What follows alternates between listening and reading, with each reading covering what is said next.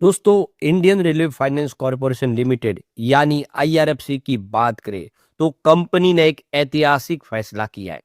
World bank के loan को replace किया है। अब आप देख ही सकते हो कि आईआरएफसी लगातार अपने सेक्टर में तेजी से आगे बढ़ रही है। कंपनी जो शुरुआत छोटी सी हुई थी रेलवे सेक्टर को फंड प्रोवाइड करने के लिए, उसका बिजनेस बहुत ज़्यादा फैल चुका है और बहुत सारे सेक्टर में अब लोन प्रोवाइड कर रही है। यहाँ पे कंपनी ने बहुत सारे जो शानदार फैसले किए, वो आने वाले समय इसको बहुत ऊँचाई पे लेके जा सकते हैं। और अब रेलवे शेयरों में फिर से पॉजिटिव माहौल बनने लगा है। इसके पीछे की वजह को भी समझेंगे और बजट के पहले क्या स्टॉक कमाल कर सकते हैं। जैसा कि हमने पिछली बार देखा था, अभी बजट के पहले काफ़ी अच्छा किए थे। क्या फिर से वैसी संभावना बनेगी? समझने की कोशिश करेंगे इस वीडियो के माध्यम से। लेकिन फ्रेंड्स, उससे पहले अगर आप पहली बार हमारे चैनल पे आए तो चैनल को सब्सक्राइब कर दीजिए, एक बेल आइकॉन दबा दीजिए ताकि जब भी नया वीडियो बने पहला नोटिफिकेशन आपको मिले। वीडियो पसंद आए तो लाइक से जरूर कीजिए। चलो फ्रेंड्स, वीडियो स्टार्ट करते हैं। मैं हूँ आपका दोस्त एस बी दवे और हमारे अपने चैनल ऑनलाइन कमाई में आपका बहुत बहुत स्वागत है। सबसे पहले आईआरएफसी के कारोबार की बात करूं, 121 पर क्लोजिंग देखने को मिली कल, जहाँ पे 0.12% की तेजी थी। स्टॉक अब दौड़ना शुरू हुआ है।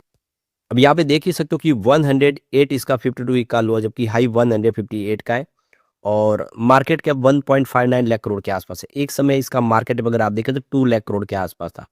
वो मार्केट कैप कम होने के पीछे की वजह ये रही कि रेलवे के शेयरों में भारी भरकम गिरावट शुरू हो गई, प्रॉफिट बुकिंग हावी हो गई। लेकिन अब यहाँ पे फिर से एक स्टेबिलिटी दिखाई दे रही है। वो यहाँ पे इसकी परफॉर्मेंस से आप समझ ही पाओगे। पिछले एक सप्ताह में 9.37% के आसपास की इसने अच्छी खासी तेजी बता दी है। यानी जो गिरावट का सिलसिला था वो थम चुका है। पिछले 1 महीने में भी देखा तो यहाँ पे 3.93% लगभग 4% के आसपास की तेजी बनी है। अब यहाँ पे गिरावट जो है वो 3 मंथ के हिसाब से 3.26% के आसपास की गिरावट है। जबकि 6 मंथ के हिसाब से अगर आप देखें तो यहाँ पे 12.36% के आसपास की भारी गिरावट है और 9 मंथ के हिसाब से भी 8.52% के आसपास की गिरावट है। तो गिरावट अभी भी जारी है, लेकिन जल्द ही ये पूरा सिनेरियो बदलता हुआ दिखाई देगा।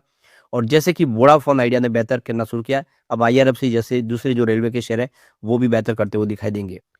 तो यहाँ पे जो बड़ी गुड न्यूज निकल के आ रही है, Indian railway finance corporation limited ने एक ऐतिहासिक फैसला किया है।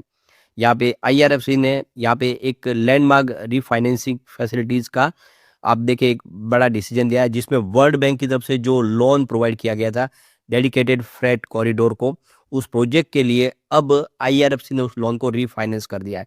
यानी जो लोन वर्ल्ड बैंक ने प्रोवाइड किया था डेडिकेटेड फ्रेट कॉरिडोर को, अब वो लोन जो है उसको वापस किया जाएगा यानी रिफाइनेंस के माध्यम से, और आईआरएफसी अब उस लोन को दे रही है कम इंटरेस्ट पे। तो बहुत ही शानदार फैसला है और आप समझ सकते हो कि एक बड़े बड़े जो कर्ज है अब आईआरएफसी प्रोवाइड कर रही है, जिससे सरकार को भी काफी फायदा होने जा रहा है। तो ये जो रीफाइनेंसिंग का जो एक डील फाइनल हुआ है वर्ल्ड बैंक के रीफाइनेंस को लेकर, डीएफएस, सीसीआईएल और आईआरएफसी के बीच में, इससे गवर्नमेंट को 2700 करोड़ रुपीज का फायदा होगा। यानी ये जो लोन है वो सस्ता देगी आईआरएफसी। ये आईआरएफसी का ट्रैक रिकॉर्ड है, वो जितनी भी सरकारी कंपनी उनको काफी कम ब्याज पे ही लोन प्रोवाइड करती है। और इसके पीछे सबसे बड़ा रीजन है कि आईआरएफसी को टैक्स के दायरे से बाहर रखा गया है। जो भी वो प्रॉफिट कमाते हैं उसमें सरकार को किसी प्रकार का उनको टैक्स नहीं देना पड़ता है। और जो कर्ज कहीं से लेते हैं या फिर कर्ज किसी को देते हैं तो उसकी गारंटी भी गवर्नमेंट ही लेती है। इसी वजह से ये कंपनी बहुत ही कम प्राइस में लोन प्रोवाइड कर सकती है। इसका जीरो एनपीए, ये आपको ध्यान रखना चाहिए कि आईआरएफसी का जो एनपीए है वो बिल्कुल जीरो है। किसी प्रकार का कोई इनका पैसा डूबने की संभावना नहीं है। तो इसी वजह से ये देखिए कि जो वर्ल्ड बैंक से 51,000 करोड़ का जो एक बड़ा जो लोन लिया हुआ था, ये 1337 किलोमीटर की जो पूरी जो एक फ्रेट कॉरिडोर बनाने के लिए डीएफसी ने जो लोन लिया था, अब उसकी भरपाई जो है वो पूरी हो जाएगी। वर्ल्ड बैंक को सारा पैसा चुकाया जा रहा है और अब जो कर्जदार होगी वो आईआरएफसी की होगी, डीएफसीसीआईएल। तो ये आप देख ही सकते हो कि आईआरएफसी ने dedicated freight corridor corporation of India limited यानी डीएफसीसीआईएल को 9,821 करोड़ रुपीज का लोन प्रोवाइड किया है। ये लोन जो है वो जो इसकी जो योजना चली है जिसके लिए उन्होंने वर्ल्ड बैंक से लोन लिया था उसको रिफाइनेंस कर दिया गया। ये विदेशी मुद्रा में कर्ज लिया गया था, अब उसको कर्ज को वापस करके ये कर्ज जो है अब आईआरएफसी प्रोवाइड कर रही है। तो ये जो डील फाइनल हुई है आप देख सकते हो कि यहाँ पे DFS की तरफ से जो वित्त निदेशक है राहुल कपूर और IRFC के जो वित्त कार्यकारी निदेशक है दीपा कोटनिस, उन दोनों ने इस पे साइन किए। और ये जो एग्रीमेंट साइन हुआ है ये रेलवे बोर्ड के रेलवे अध्यक्ष और CEO सतीश कुमार की मौजूदगी में संपन्न हुआ है, जहाँ पे IRFC और DFSCIL के सभी वरिष्ठ अधिकारी मौजूद थे। तो दोनों सरकारी दोनों कंपनियां हैं और इससे गवर्नमेंट को फायदा होने जा रहा है। तो IRFC के अनुसार जो रीफाइनेंसिंग की ये भारत के बुनियादी ढांचे के लिए एक बहुत मजबूत एक मील का पत्थर साबित होगा।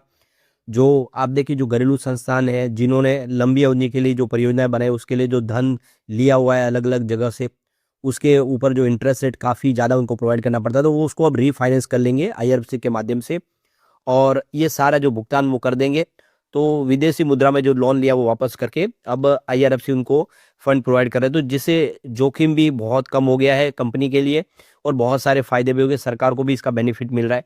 तो IRFC को अब एक नया रास्ता मिल गया, जो ऑलरेडी बहुत सारी अलग अलग फाइनेंस के लिए जो लोन लिए गए हैं अलग अलग संस्थाओं के द्वारा, उन सबको रिफाइनेंस अब IRFC करेगा, यानी एक बड़ा मार्केट खुल चुका है।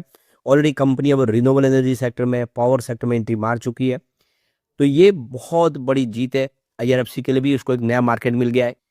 तो यहाँ पे DFCCIL की तरफ से जो बयान निकला उनका कहना है कि ये एक कदम है, एक ऐतिहासिक शुरुआत है और आत्मनिर्भर भारत की ओर एक निर्णायक कदम है। यानी ये जो फैसला है ये सबके लिए बहुत फायदेमंद है। तो यहाँ पे इन्होंने वर्ल्ड बैंक से जो 51,000 करोड़ का लोन लेके 1337 करोड़ के किलोमीटर के लंबे जो पूरा जो एक एक कॉरिडोर बनाया था उसको लोन लिया था। अब ये पूरा जो गलियारा आप देखिए पंजाब से बिहार तक जाता है, जो कोयला और प्रमुख औद्योगिक कच्चे माल के निर्यात के लिए एक महत्वपूर्ण कदम है, इसके लिए जोड़ने के लिए इसको बनाया गया था। अब ये समझ सकते हो कि ये सारा पैसा जो IRFC के माध्यम से उसको दे दिया जाएगा ये वर्ल्ड बैंक को, तो अब इससे सरकार को बहुत ज़्यादा फायदा होने जा रहा है। अब इस मौके पे IRFC के MD का भी बयान निकल कर आया। मनोज कुमार दुबे का कहना है कि ये जो रीफाइनेंस है ये भारत के बुनियादी ढांचे के वित्त पोषण के सफर में एक ऐतिहासिक कदम है और रेलवे जो इस समय देखिए क्षेत्र में जो वित्तीय क्षमता में IRFC जो एक महत्वपूर्ण भूमिका निभा रहा है, जो बड़े-बड़ी लोन है उसको अपने रीफाइनेंस कर रहा है, ये हमारे लिए बड़ी उपलब्धि है। तो आने वाला जो समय रेलवे के लिए तो बेहतर होगा, लेकिन IRFC के लिए भी एक नई शुरुआत है। इससे पहले तो IRFC ने एक बड़ी इंटरनेशनल डील भी फाइनल की है। आप देखें तो इन्होंने इंटरनेशनल बाजार में फिर से एंट्री मारी है 3 साल के बाद। जापान की जो दिग्गज बैंक है सुमितोमो मित्सुबिशी बैंकिंग कॉरपोरेशन, उनके साथ में इन्होंने JPY एक साइन किया जिसमें $300 मिलियन की यहाँ पे एक्सटर्नल कमर्शियल बोरोइंग इन्होंने ली है। ये ESB लोन जो डील साइन की है, तो ये जो डील हुई है ये गिफ्ट सिटी में गुजरात में गांधीनगर में की गई है। तो इस समय रेलवे के लिए बहुत सारे प्रोजेक्ट के लिए धन की आवश्यकता है और इसीलिए इन्होंने एक SMBC के साथ में डील साइन की है। तो अब ये समझ सकते हो कि फिर से ग्लोबल मार्केट में IRFC बड़े-बड़े फंड उठाने को तैयार है और जापान की इस बैंक के माध्यम से इन्होंने एक तैयारी शुरुआत कर दी है। ये आप समझ सकते हो कि ये सारा का सारा जो एक साइकिल चल रहा है वो IRFC के लिए बहुत फायदेमंद होने जा रहा है। अब यहाँ पे जो रेलवे के शेयरों में तेजी बननी शुरू हुई है, उससे लोगों के मन में सवाल आ रहे हैं कि ये रेलवे के शेयर आगे भी तेजी के साथ बढ़ेंगे या फिर गिरावट का सिलसिला फिर से शुरू हो जाएगा, क्योंकि पिछले 1 साल में रेलवे के शेयरों ने बहुत भारी नुकसान पहुंचा है। अपने ऊपरी प्राइस से आधी कीमत से भी नीचे आ गए। तो रेलवे स्टॉक में जो तेजी की इस समय वजह बन रही है वो है सरकार का जो रेलवे इंफ्रास्ट्रक्चर पर जो बढ़ता हुआ फोकस। लगातार सरकार कोशिश कर रही है नए ट्रैक बिछाने पे, स्टेशन के रीडेवलपमेंट के ऊपर, वंदे भारत ट्रेनों का विस्तार करना, नई स्लीपर वंदे भारत ट्रेन बनाना। इसके अलावा जो देखिए माल ढुलाई क्षमता को बढ़ाने के लिए सेमी हाई स्पीड कॉरिडोर बन जैसे प्रोजेक्ट शुरू करना।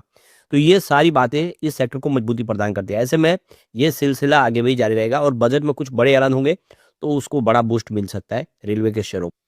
लेकिन फ्रेंड्स, कोई भी इन्वेस्टमेंट करने से पहले अपने फाइनेंशियल एडवाइजर से एडवाइस ले ले या अपना खुद का रिसर्च करें, क्योंकि मैंने वीडियो आपके एजुकेशनल पर्पज के लिए ही बनाया। वीडियो पसंद आए तो लाइक से जरूर कीजिए और चैनल को सब्सक्राइब कर दीजिए। Thank you friends.